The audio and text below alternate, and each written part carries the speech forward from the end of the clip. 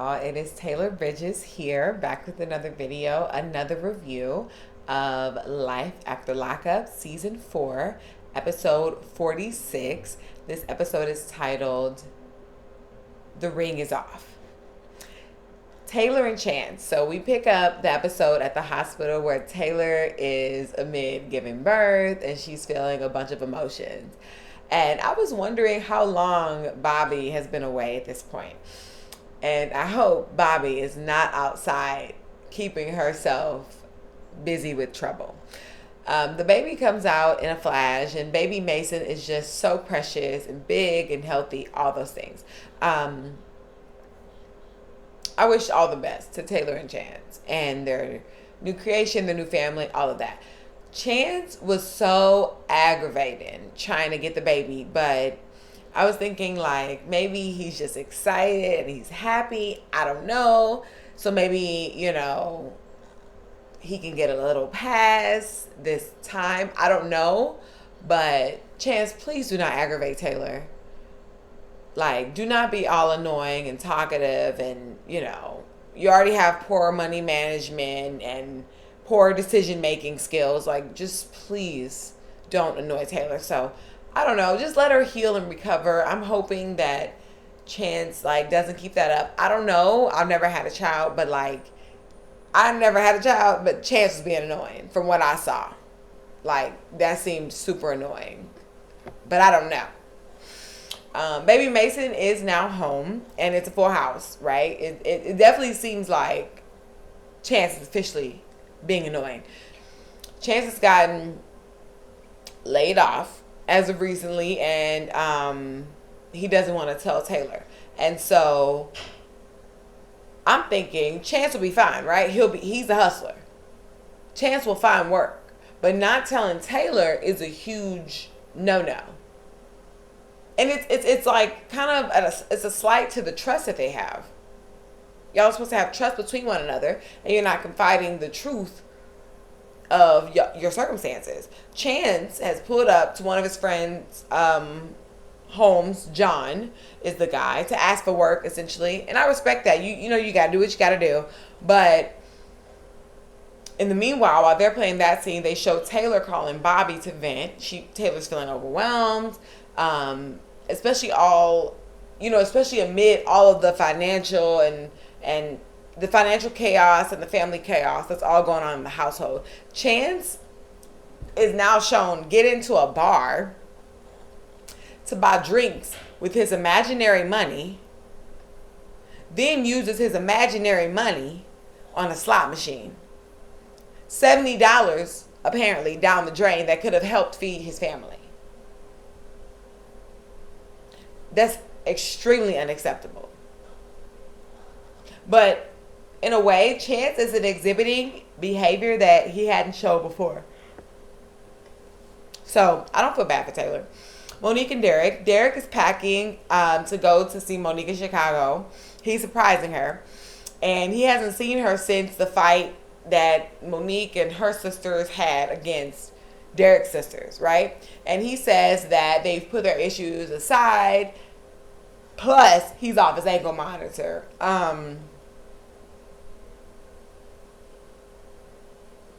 But Monique is his real PO. For real. So you could be off the ankle monitor all you want. As long as Derek is in a relationship, Monique is the real PO. She's the one down his back, tracking his every move. So now with the ankle monitor off, imagine the type of stuff Derek is about to get into. Now that he has even more freedom. And since his parole officer, Monique, is in another state. Derek keeps his locks so nicely done. I love that. I think Derek should keep taking care of his crown. And his skin is very bright and clear. Derek's plan to wing it once he gets to the parole officer's office is stupid. He's pretty much prepared everything and he's ready to go. All he's missing is the permission from the parole officer. And though I think it's stupid, I'm not completely mad at it, just from a space of manifestation, right? Like, I think if you have the best case scenario in mind, and sometimes, you have to kind of put that in the forefront instead of being afraid of being denied. Because you can manifest that denial by focusing on it so heavily. So I am glad that Derek's focus was like in lieu of everything working out and him being able to go to Monique and surprise her and everything according to plan. Derek tells his Big Ma that he's going to propose to Monique. Big Ma has to take a seat once she hears that news. She tells him to pretty much, do the right thing by Monique, and not entertain the drama with his sisters. And I think she told him right. I do. Like, I think she did. She gave him $500 for the road, but does she know that Derek is out there ordering $500 dinners straight out of prison? That money, that $500 that Big Ma gave Derek will be gone quicker than he can count it. Derek is being picked up by his uncle. The uncle brought some flowers, for Derek to give to Monique. And I thought that was such a nice gesture. I'm here for the people in Derek's life that are supportive of his relationship and not just hating on the relationship and mean to Monique because she's fat. And don't get me wrong, Monique is a mess at times. But the initial dislike for Monique from Derek's side has been because she doesn't look like what Derek's family thinks he should be with. And that's not cool. Derek is still waiting for the travel pass from his parole officer. He calls her. The parole officer basically tells him that he can't travel immediately as soon as they get on the phone. She says he didn't send over the necessary information to get to her and to make sure, she had enough time to get back to him. So she'll get back to him when she can get back to him. And I don't blame her. These are formalities in place. And I know that it could be strict. It could seem so strict for all these people, but I think these are valuable lessons of responsibility, communication, prioritization that Derek himself can learn from. Too bad. I can't stand when people complain about, someone enforcing the rules that they agreed to follow. Dude, you got locked up. And in order to be free, you have to follow a set amount of rules. So too bad. If you don't like having to go through this process to travel, then committing crimes is not your ministry. Once the PO does call back, Derek is good to go and he can travel. Honestly, Derek needs this kind of pressure on him to stay out of trouble, especially once he gets to Monique. I love that the uncle that Derek is riding with wished him luck on the proposal to Monique.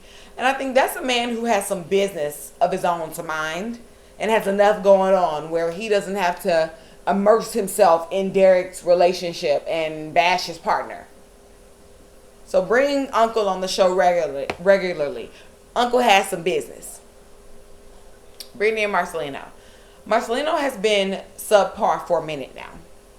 Brittany's right. He treated her better when she was in prison than he does now that she's in the free world. And they're now married with kids.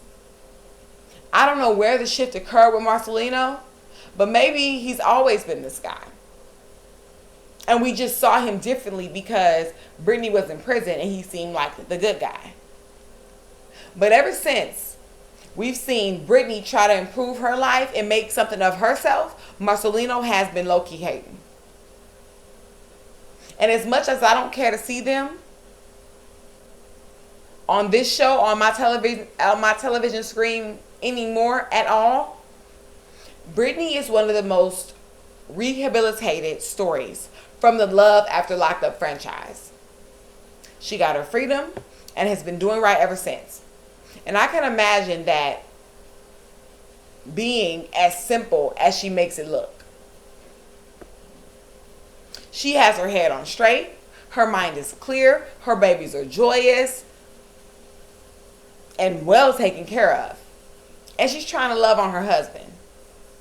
Marcelino better open his eyes up, because Brittany has shown her resilience and intelligence. She'll be fine on her own.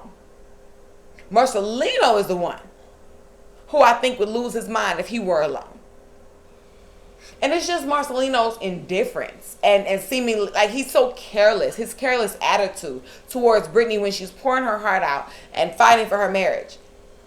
He was indifferent last season when Brittany confronted him about the hookers in his phone. And he's probably not, Marcelino's probably not doing so well mentally. But if you're going to push away the woman who is truly by your side and loves you and has your best interest at heart, you're going to be way worse off, Marcelino. Grow up. Stop gambling and get a job. You're a grown man. I don't like seeing Brittany practically beg Marcelino to love her and value her. He says all that he can do is try. And that's that indifference and nonchalant behavior that would have me walking away. I can try. No, you need to do. You need to do. They need counseling. And they need to not be on the show anymore. Michael and Justine, pardon me,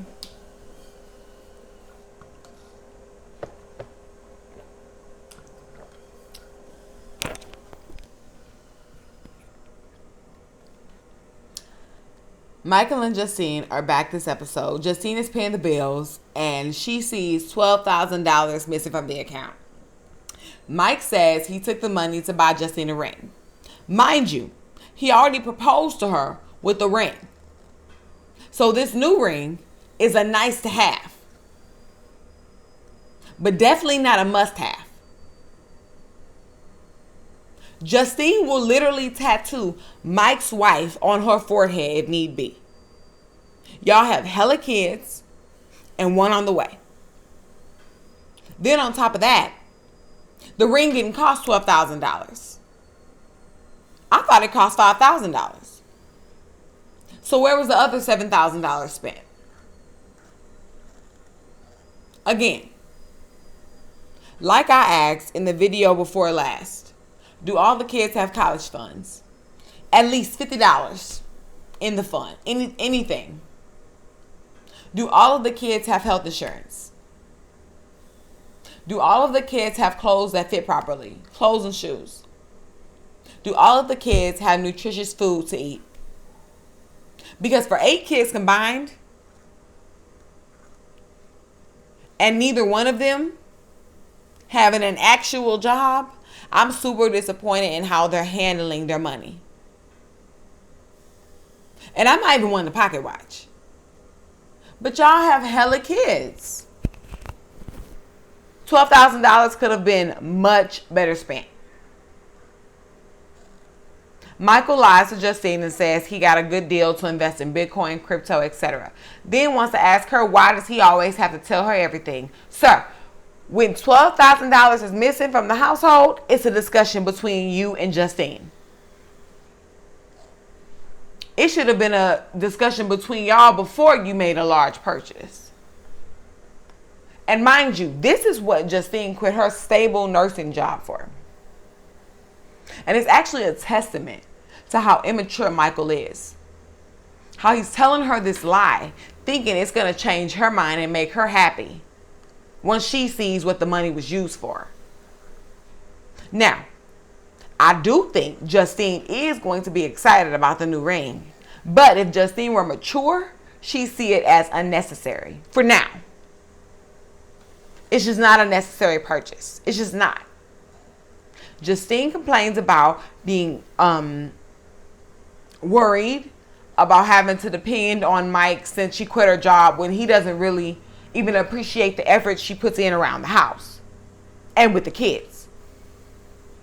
Michael tells her that that's what she's supposed to do because he's doing what he's supposed to do. Again, this is very childish of Mike because he is actually having a real argument with Justine, a valid argument for her to make. And he thinks this will all be justified and make sense once he shows up with a new ring. Do you not see your reality, Michael? Y'all cannot afford to be missing $12,000 on an impulse purchase. It's just super irresponsible.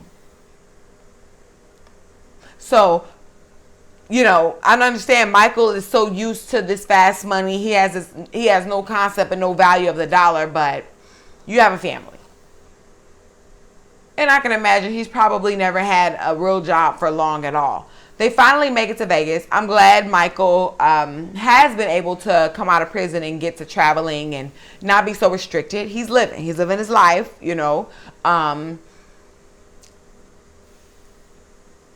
I think this trip is a little irresponsible, but I do love seeing, his enthusiasm and excitement for life and, to get things going and popping again. So, there are definitely some positive to Mike and Justine and their relationship.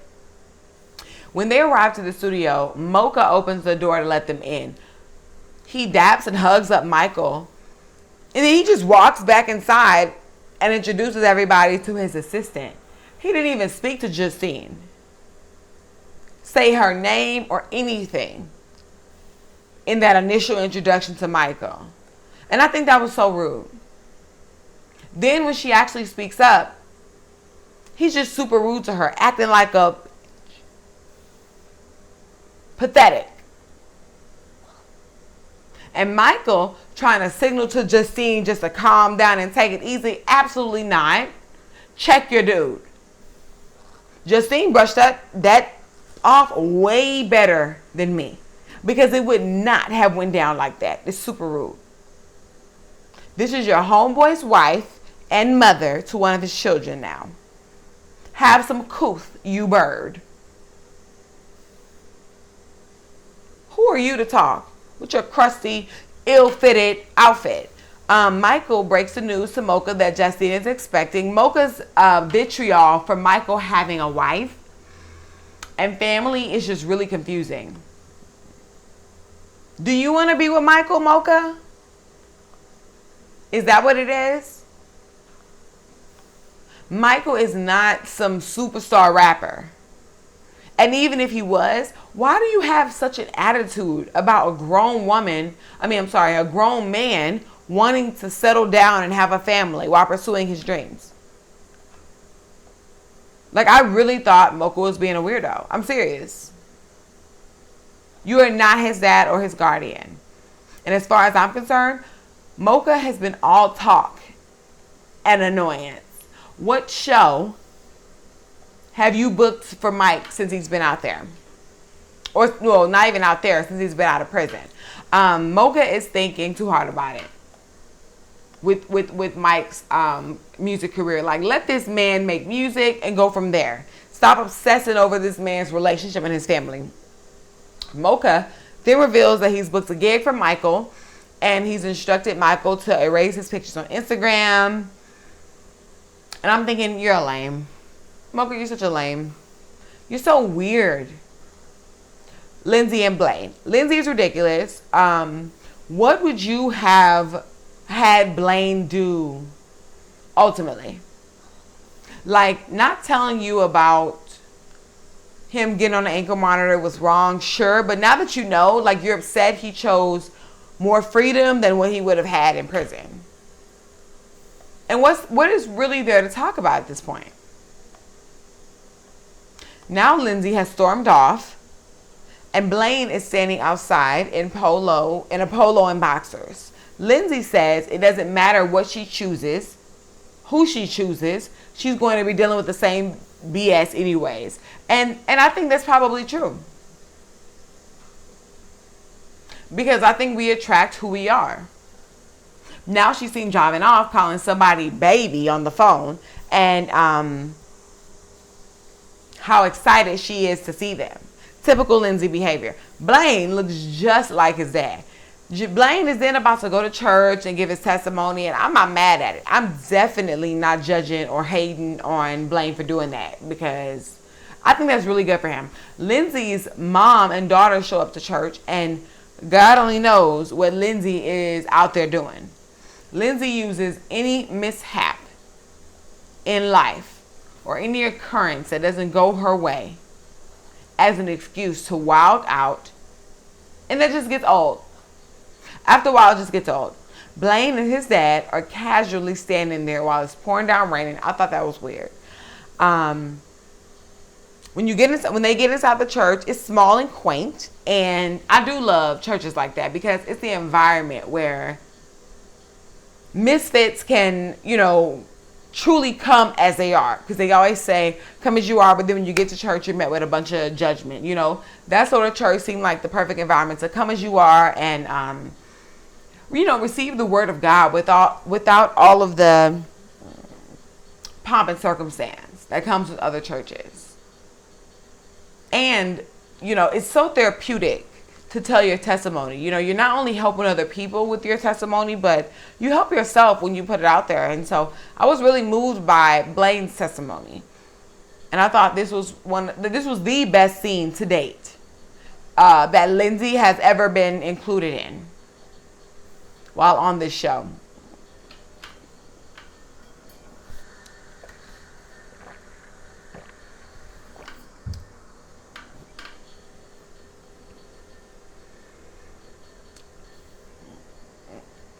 And though Blaine is an extension of Lindsay, I'm thinking, you can't hate on somebody,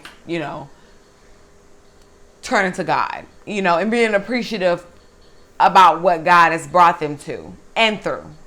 So I respect that, Blaine. After church, Lindsay wants to talk to Blaine. And Lindsay is just so erratic and chaotic. I don't know why Blaine is pretending to be surprised by Lindsay's antics at this point. Aries and Cameron. Cameron is talking to his sister after him and Aries had a bad argument the night prior because Cameron was at the studio. And I actually agree with Cameron. He's been home for a few days. Let him get settled for at least a week tops, right? Then he needs to get to it. And, Aries is the one who chose to marry a dude straight out of prison. But, Karen's sister tells him the right thing. Like, he needs to get up, make it happen as the husband and man of the house. Do it, he, wants to do in the studio, but have his family secured first. And he seemed to have taken heed to what his sister was saying. And I thought Aries looked so cute the next day with her real hair done. I think that's so much better than wigs. Cameron did break the wall the night prior with the whole wall hanging while he was in a rage. And I don't think that's okay. Just because it's like this cheap painting or whatever, it doesn't make it any less like violent and like super not okay. So there's that. That's Aries' place that I'm pretty sure she's still solely responsible for. So I think Cameron needs to get a hold of his anger. And if he needs to destroy stuff and all of his junk and rage, it needs to be his own belongings, not Aries'. Aries is wearing green beauty supply contacts while talking to Cameron, and that is so disappointing. It actually looks crazy. I don't see how Cameron made eye contact with her for as long as he did, explaining to her where he was the night prior and what he was working on. Cameron's music is really good, though. I think he's pretty talented. Amber and Puppy is meeting up with her homeboy Ruben, and he shares with her that he's about to open another location for his Mexican restaurant. He tells her there's an opportunity for Amber to be a partner at the restaurant, and I think it's a great idea for Amber. Amber has been doing pretty well since she's got out of prison, and she's shown herself to be responsible.